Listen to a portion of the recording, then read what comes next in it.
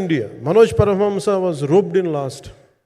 ఇంకా సినిమా ఎట్లా మనం అయిపోవాలి, నేను పాలిటిక్స్కి వెళ్ళిపోయిన తర్వాత డిప్యూటీ సీఎం బాధ్యతలు తీసుకున్న తర్వాత అందరికీ అయిపోయింది. సినిమాలు చేయలేడు ఇతను, ఎలా చేస్తాడంటే నాకు తెలుసు కష్టం అని.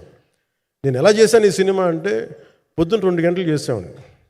బ్రేక్ఫాస్ట్ టైము, లేదంటే నా ఎక్సర్సైజ్ టైంని కొంచెం మిడ్ నైట్గో లేదంటే ఎర్లీ మార్నింగ్ 4 గంటలు పెట్టుకొని ఆ 2 గంటలు ఏమి దొరుకుద్దో ఆ 2 గంటలు ఇస్తే జ్యోతి, మనోజ్ గారు, మన రత్నం గారు వీళ్ళు కూర్చొని ప్లాన్ చేసి, అది కూడా నా ఆఫీస్కి, నా పార్టీ ఆఫీస్కి కూతవేటు దూరంలో ఉన్న ఒక మా స్నేహితులు ఒక వాళ్ళ గోడౌన్ ఉంటే అక్కడ కూర్చొని షూట్ చేసాం.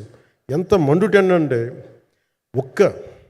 అసలు దాంట్లో కూర్చొని మ్యాట్ వర్క్ చేసి మీరు ఫైనల్ రిజల్ట్స్ చూస్తే ఇది ఇక్కడ చేశారంటే అంత ఆశ్చర్యం అనిపిస్తుంది. And hats off to Manoj Paramahamsa గారు.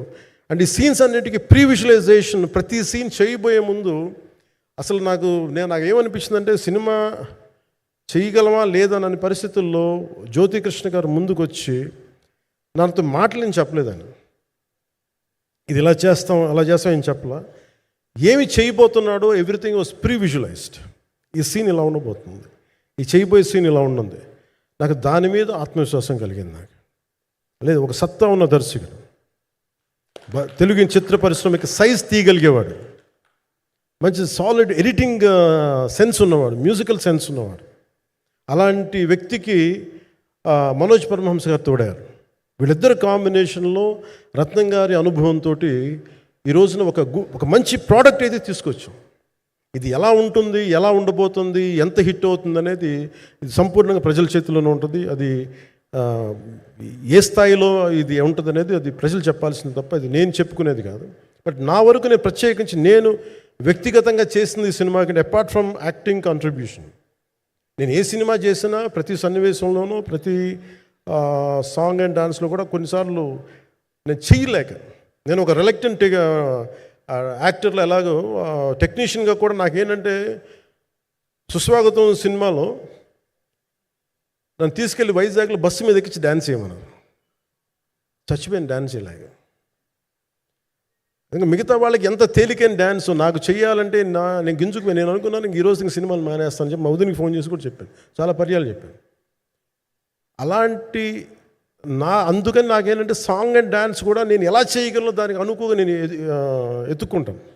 అలాగే యాక్షన్ సీక్వెన్స్ కూడా రియల్ లైఫ్లో కొడితే ఎలా ఉంటుంది, మార్షల్ ఆర్ట్స్లో సాధన ఉన్నవాడిని, ఈ లాట్ ఆఫ్ వర్క్షాప్స్, ఈ మార్షల్ ఆర్ట్ వర్క్షాప్స్ చేసిన వాడిని కాబట్టి హౌ రియలిస్టిక్ వీ కెన్, ఎంత సహజంగా మనం వెళ్ళగలం, వీటి మీద ఒక అవగాహన ఉన్నవాడిని కాబట్టి చాలాసార్లు కూర్చుంటాను. కానీ ప్రత్యేకించి ఈ 20 minutes లాస్ట్ సీక్వెన్స్, 20 minutes ఇది 2 partsగా ఎలా అయింది అంటే,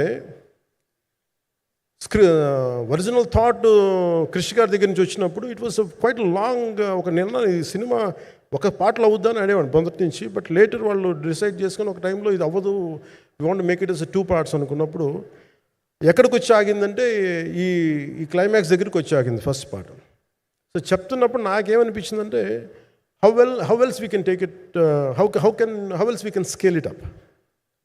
సో దానికి నేను కూర్చొని నాకున్న ఈ మార్షల్ ఆర్ట్స్ కానీ బేసిక్ యాక్షన్ కొరియోగ్రఫీ నా ప్యాషన్ కాబట్టి ఈ పర్టికులర్ డ్రామా,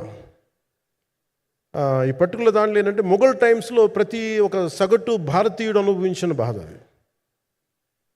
ఒక యావరేజ్ సగటు భారతీయుడు మొఘల్ కాలంలో అనుభవించిన ఒక సిచ్యువేషన్. ఆ సిచ్యువేషన్ హీరోకి సంబంధం ఉండదు, కానీ how he gets entangled, how he gets involved in it, that is the outcome, that has been captured. So దీన్ని ఒక 57 days మేము చేయగలిగామంటే, ఆ రోజు నాకు కనుక మన జ్యోతి గారు ఉండుంటే పక్కన, maybe I would done it in at least ఒక 50% ఆఫ్ ఇట్. ఎందుకంటే నేను చెప్పింది అలా చేయగలడు, ఇవన్నీ కూర్చోబెట్టి వీ డిడ్ అవర్ బెస్ట్. అంటే నేనేమనుకున్నానంటే, క్లైమాక్స్ చేసేటప్పుడు ఇంక నేను సినిమాలు చేస్తానో కూడా లేదో నాకు తెలియదు, కానీ నాకు ఇష్టమైన నిర్మాత, తెలుగు చిత్ర పరిశ్రమకి నిజంగా ఒక అండగా ఉన్న నిర్మాత, I want give my best to హమ్. నేను అందుకని ఆంధ్రప్రదేశ్ ప్రభుత్వానికి కూడా మన ముఖ్యమంత్రి గారికి కూడా తెలియజేశాను, ఈయన్ని